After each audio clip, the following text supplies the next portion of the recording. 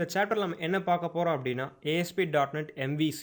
So MVC அப்படிங்கிறது வந்து நமக்கு புது கான்செப்ட். ஸோ MVCயோட எக்ஸ்பான்ஷன் என்ன அப்படின்னா, மாடல் வியூ கண்ட்ரோலர். ஸோ இந்த இடத்துல வந்து 2 பார்க்குறோம். அதாவது வந்து introduction to design pattern and introduction to ASP.NET MVC. So first வந்து டிசைன் பேட்டர்ன் அப்படின்னா என்னன்னு வந்துட்டு நம்ம பிரீஃபா பார்க்கலாம். அதாவது வந்து எந்த ஒரு சாஃப்ட்வேர் டெவலப் பண்ணுறதுக்காகவும் ஒரு பர்ட்டிகுலர் டிசைன் வச்சிருப்பாங்க. அதாவது வந்து பர்ட்டிகுலர் ஸ்ட்ரக்சர். இத வந்து நம்ம ப்ளூ பிரிண்ட் அப்படின்னு கூட சொல்லலாம். இல்லன்னா வந்து ஒரு ஆர்கனைஸ்டு வேன்னு கூட சொல்லலாம். அதாவது வந்து என்ன ஸ்ட்ரக்சர்ல வந்து எனக்கு இந்த சாஃப்ட்வேர் வேணும் அப்படின்றது மாரி. லைக் இப்ப நம்ம ஜாவா எடுத்துக்கிட்டோம் அப்படின்னா வந்துட்டு நம்ம வந்து ஜாவா எக்லிப்ஸ்ல டிசைன் பண்றப்ப பர்ட்டிகுலர் ஃபார்மேட் இருக்கும். அதே மாதிரி வந்து இப்ப ஜாவாவோட யூஐ எடுத்துக்கிட்டோம் அப்படின்னு பார்த்தோம்னா, AWTல இருக்க ஒரு யூஐ வித்தியாசமா இருக்கும். ஸ்விங்ல இருக்கிற யூஐ வித்தியாசமா இருக்கும். ஸோ இந்த மாரி ஒரு பர்ட்டிகுலர் ஃபார்மேட் எடுத்துக்குவாங்க. ஸோ அதே மாரி இந்த இடத்துல வந்து டிசைன் பேட்டர்ன் அப்படின்னா வந்துட்டு MVCங்கிற டிசைன் பேட்டர்ன் தான் வந்து மோஸ்ட்லி எல்லாருமே எடுத்துக்குவாங்க. ஸோ இந்த மாடல், வியூ, கண்ட்ரோலர் பத்தி நம்ம ஃபியூச்சர் சாப்டர்ல வந்து எலாபரேட்டா பார்க்கலாம். ஸோ அதுக்கு முன்னாடி வந்துட்டு எப்படி MVC அப்ளிகேஷன் கிரியேட் பண்றது? அதாவது வந்து ASP.NETல வந்து எப்படி ஒரு MVC அப்ளிகேஷன் கிரியேட் பண்றது அப்படிங்கிறத இப்ப நம்ம பார்க்கலாம். ஸோ நம்ம விஷுவல் ஸ்டுடியோ வந்தாச்சு. ஸோ இதில வந்து எப்படி நம்ம வந்து புதுசா ஒரு ASP.NET MVC அப்ளிகேஷன் கிரியேட் பண்றது அப்படிங்கிறத இப்ப பார்க்க போறோம். ஸோ ஃபைல்ல வந்து நியூ அப்படின்னு குடுத்தாச்சு. ஸோ நியூ ப்ராஜெக்ட் அப்படின்னு நம்ம குடுத்தோம் அப்படின்னா, ஸோ இந்த இடத்துல வந்து வெப் அப்படின்ற ஒரு ஆப்ஷன் வரும். ஸோ இதில வந்து நம்ம விஷுவல் ஸ்டுடியோ 2012 அப்படிங்கிறத சூஸ் பண்ணியிருக்கோம். ஸோ இந்த இடத்துல வந்து நமக்கு different type of ASP.NET applications இருக்கு. ஸோ இது வந்து நம்ம என்ன சூஸ் பண்ண போறோம் அப்படின்னா வந்துட்டு, ASP.NET MVC4 வெப் அப்ளிகேஷன் அப்படிங்கிறத நம்ம சூஸ் பண்ண போறோம். ஸோ இந்த இடத்துல வந்து நம்ம ப்ராஜெக்ட்க்கு வந்து நேம் குடுக்குறோம். ஸோ வந்து டெமோ MVC அப்படின்னு சொல்லிட்டு நம்ம அந்த ப்ராஜெக்ட்க்கு நேம் குடுக்குறோம். ஸோ வந்து இப்போ ஓகே குடுத்தோம்னா வந்து, நமக்கு வந்து ஒரு ப்ராம்ப்ட் விண்டோ வரும். ஸோ அந்த ப்ராம்ப்ட் விண்டோல நம்ம என்ன பார்க்க போறோம் அப்படின்னா வந்துட்டு, என்ன டைப் ஆஃப் நமக்கு ப்ராஜெக்ட் டெம்ப்ளேட் வேணும் அப்படின்னு சொல்லிட்டு. எம்ப்டி வேணுமா? இல்ல பேசிக் வேணுமா? இல்ல வந்து இன்டர்நெட் அப்ளிகேஷன் வேணுமா? அப்படிங்கிற மாரி. பை ஸ்டார்ட் வந்து நம்ம வந்து பேசிக் அப்படிங்கிற அப்ளிகேஷன்லேருந்தே நம்ம போலாம். ஸோ பேசிக் அப்படின்னு கிரியேட் பண்ணி ஓகே குடுத்தோம் அப்படின்னா வந்து, நமக்கு மாடல், வியூ, கண்ட்ரோலர் அப்படிங்கிற ஸ்ட்ரக்சர்ல வந்து சில ஸ்டாண்டர்டான ஒரு ஃபார்மேட்ல டெம்ப்ளேட்ஸ் நமக்கு வந்து கிரியேட் ஆயிருக்கும். ஸோ இந்த இடத்துல நம்ம பார்த்துருக்கோம். ஸோ வந்து இந்த இடத்துல நம்ம வந்து எக்ஸ்ட்ரா நம்ம ஃபோல்டர்ஸ் ஆட் ஆயிருக்கு. அதாவது வந்து மாடல்ஸ், கண்ட்ரோலர்ஸ் அண்ட் வியூஸ் அப்படின்னு சொல்லிட்டு சில ஃபோல்டர்ஸ் எக்ஸ்ட்ரா ஆட் ஆயிருக்கு. ஸோ இந்த ஃபோல்டர்ஸோட ஸ்ட்ரக்சர்ஸ் எப்படி இருக்கும்? அத வந்து எப்படி ஆக்சஸ் பண்ணலாம்? அப்படிங்கிறத வந்து ஃபியூச்சர்ல நம்ம பார்க்கலாம். ஸோ அதுக்கு முன்னாடி வந்துட்டு இந்த கண்ட்ரோலர்ஸ்ல, இந்த மாடல்ஸ், இந்த வியூஸ்ல வந்து என்னென்ன டேட்டாஸ்லாம் நம்ம ஸ்டோர் பண்ணலாம் அப்படிங்கிறத பத்தி பார்க்கலாம். So first views. ஸோ இந்த வியூஸ்ல வந்து நம்ம என்ன பார்ப்போம் அப்படின்னா வந்துட்டு, நம்ம ஏதோ ஒரு கஸ்டமா ஒரு HTML ஃபைல்ஸோ இல்ல வந்து டிஸ்ப்ளே பண்ண போற ஃபைல்ஸ் நம்ம கிரியேட் பண்றோம் அப்படின்னா வந்துட்டு, அது இந்த வியூஸ் அப்படிங்கிறதெல்லாம் நம்ம போடுவோம்.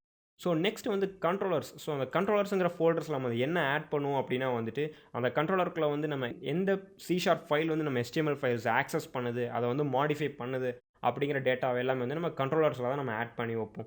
ஸோ நெக்ஸ்ட் வந்து மாடல்ஸ். ஸோ மாடல்ங்கிறது நமக்கு நேம்லயே மீனா இருக்குது. அதாவது வந்துட்டு ஒரு ரெஃபரன்ஸ். இப்போ வந்து நம்ம ஒரு ரிஜிஸ்ட்ரேஷன் அப்ளிகேஷன் கிரியேட் பண்றோம் அப்படின்னா வந்து, அதுக்கு என்ன டேட்டா தேவைப்படும்? அதாவது user name, passwords, email ID, contact number. So இதெல்லாமே வந்து ஒரு ஸ்ட்ரக்சர்டு மாடலா வந்து இந்த ஃபோல்டர்ல தான் இருக்கும். ஸோ அது எப்படி இருக்கும் அப்படின்னு பார்த்தா வந்து C# கிளாஸா தான் அந்த மாடல்ஸ்குள்ள இருக்கும். ஸோ இப்போ வந்து நம்ம ஒரு எக்ஸாம்பிளுக்கு வந்துட்டு நம்ம வந்து இன்டர்நெட் அப்ளிகேஷன் அப்படிங்கிற ஒரு ப்ராஜெக்ட்ட வந்து ஓப்பன் பண்ணி பார்த்தோம் அப்படின்னா வந்து, அதில வந்து என்னென்ன ஸ்ட்ரக்சர்ஸ் இருக்கு அப்படிங்கிறது நமக்கு கிளியரா கிடைக்கும். ஸோ இப்போ நம்ம வந்து இன்டர்நெட் அப்ளிகேஷன் அப்படின்னு குடுத்து நம்ம ஓகே அப்படின்னு குடுத்துட்டோம். ஸோ இந்த இடத்துல வந்து MVC அப்ளிகேஷன் எப்படி வொர்க் ஆகுது அப்படிங்கிறது இப்ப நம்ம பார்க்கலாம். ஸோ இந்த இடத்துல நமக்கு வந்து எடுத்தோனே ஹோம் கண்ட்ரோலர் டாட் சிஎஸ் அப்படிங்கிற ஒரு ஃபைல் நமக்கு கிரியேட் ஆயிருக்கு.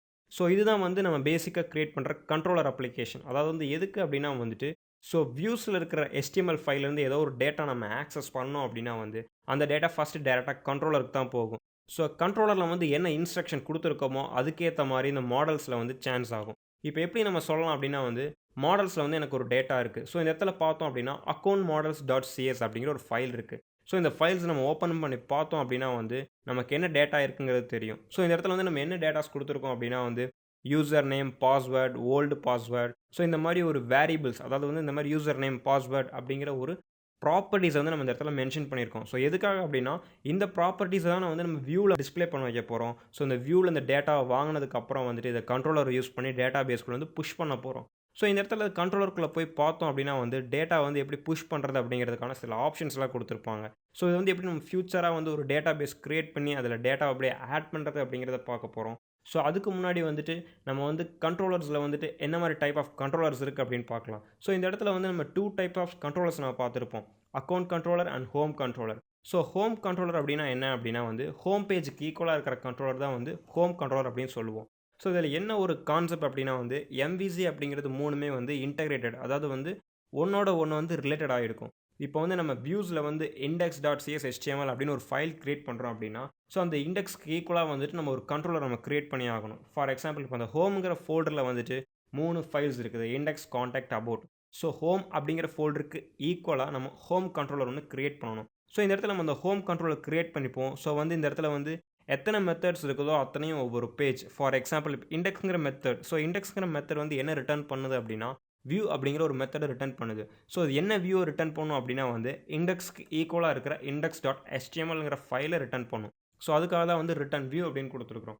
ஸோ வந்து ஒரு கண்ட்ரோலரில் வந்து ரிட்டர்ன் வியூ அப்படின்னு கொடுத்தோம்னா, ஸோ அந்த கண்ட்ரோலருக்கு ஈக்குவலாக இருக்கிற ஒரு ஃபைலை தான் வந்து அது ரிட்டர்ன் பண்ணும். ஃபார் எக்ஸாம்பிள் இந்த இண்டெக்ஸுங்கிற ஃபைலில் வந்து ரிட்டர்ன் வியூன்னு இருக்குது. ஸோ இதை நம்ம ரைட் கிளிக் பண்ணி கோ டு வியூ அப்படின்னு கொடுத்தோம்னா, ஆட்டோமேட்டிக்காக அது வந்து index.cshtml தான் அது ரீடைரக்ட் ஆகும். ஸோ எதனால அப்படின்னா வந்து இந்த ASP.NETல வந்து பிக்கஸ்ட் ஃபீச்சர் என்ன அப்படின்னு பார்த்தோம் அப்படின்னா, ஒவ்வொன்னும் ஃபெட்ச் ஆகிடுக்கும். அதாவது வந்து ஒரு கண்ட்ரோலரில் வந்து என்ன நேம் இருக்கோ அதே தான் வந்து மாடலுக்கும் வரும். ஸோ அதே தான் அந்த வியூக்கும் வரும். ஸோ எதுக்காக இப்படி கொடுத்துருக்காங்கன்னு பார்த்தா வந்து ஈஸியாக அண்டர்ஸ்டாண்ட் பண்ணிக்கணும் அப்படிங்கிறதுக்காக தான் அந்த நேம்ஸ் வந்து ஈக்குவலாக கொடுத்துருக்காங்க. ஃபார் எக்ஸாம்பிள் இப்போ வந்து ஹோம் அப்படிங்கிற ஃபோல்டருக்கு கீழே வந்து ரைட் கிளிக் கொடுத்து ஆட் கொடுத்து நியூ கண்ட்ரோலர் அப்படின்னு கொடுத்தோன்னா ஆட்டோமேட்டிக்காக ஹோம் கண்ட்ரோலர் அப்படிங்கிற ஆப்ஷன் தான் வரும். ஃபார் எக்ஸாம்பிள் இப்போ டிஃபால்ட் 1 அப்படின்னு வந்திருக்கு. எதனால அப்படின்னு பார்த்தா நம்ம ஆல்ரெடி வந்து ஹோம் கண்ட்ரோலர் கிரியேட் பண்ணிட்டோம். ஸோ அதனால தான் நமக்கு டிஃபால்ட் 1 கண்ட்ரோலர் அப்படின்னு கிரியேட் ஆகிருக்கு. சப்போஸ் நம்ம வந்து ஃபர்தராக இன்னொரு ஃபோல்டர் கிரியேட் பண்ணுறோம், அதுக்கு ஒரு கண்ட்ரோலர் நம்ம கிரியேட் பண்ணுறோம் அப்படின்னா வந்துட்டு நம்ம அந்த இடத்துல என்ன பண்ணுவோம் அப்படின்னா அந்த கண்ட்ரோலருக்கு வந்து அந்த மாடல் இல்லை அந்த வியூவோட எக்ஸாக்ட் நேமை தான் வந்து நம்ம மென்ஷன் பண்ணுவோம். ஸோ இதெல்லாம் எப்படி நடக்குது, அதாவது வந்து இப்படி கிளிக் பண்ணால் எனக்கு இப்படி தான் போகணும் அப்படிங்கிறது எந்த இடத்துல இருக்கும் அப்படின்னு பார்த்தா, ஸோ நம்ம இந்த இடத்துல வந்து ஆப் ஸ்டார்ட் அப்படிங்கிற இடத்துல வந்து சில கான்ஃபிகரேஷன் ஃபைல்ஸ்லாம் இருக்கும். ஸோ இந்த இடத்துல தான் வந்து நம்ம சில கான்ஃபிகரேஷன்ஸ் பண்ணுவோம்.